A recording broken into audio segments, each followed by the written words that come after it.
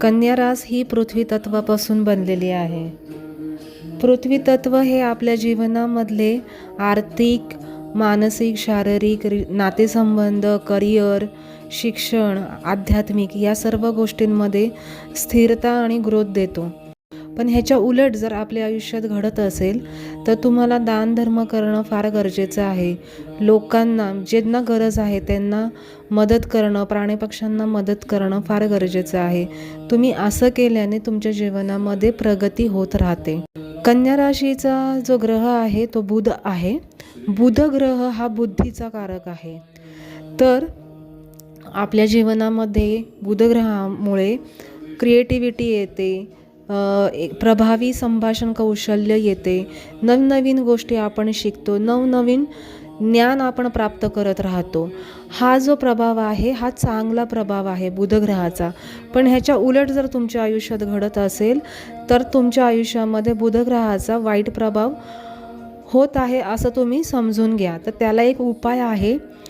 उपाय असा आहे की तुम्ही दर बुधवारी हिरवे आखे मूग, हिरवी वस्त्रे म्हणजे कापड, हिरवी फळे, हिरव्या भाज्या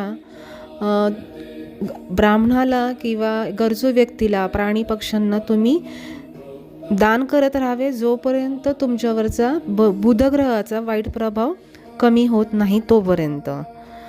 आता कन्या राशीचे जे इष्टदेव आहेत ते आपले गणपती बाप्पा आहेत आणि इष्टदेवी ही माता दुर्गा, माता भुवनेश्वरी आणि माता चंद्रघंटा ही आहे. तर हे जे सर्व स्वरूप आहे माताचं, तर हे पार्वतीचेच रूप आहे. तर ह्यांची पूजा करताना तुम्हाला प्रथम महादेवांची पूजा शिवलिंगाच्या स्वरूपात करावी लागते. तर ही पूजा संपन्न होते. या सर्व देवांचे मी मंत्र तुम्हाला व्हिडिओच्या शेवटी शेअर करणार आहे, तर तुम्ही व्हिडिओ शेवटपर्यंत पहा. पूजाविधी आणि प्रार्थना पण मी व्हिडिओच्या शेवटी तुम्हाला शेअर करणार आहे गाईज. टाईम जास्त होतं व्हिडिओचा, त्यामुळे मी टेक्स्टमध्ये तुम्हाला हे सगळं शेअर करत आहे.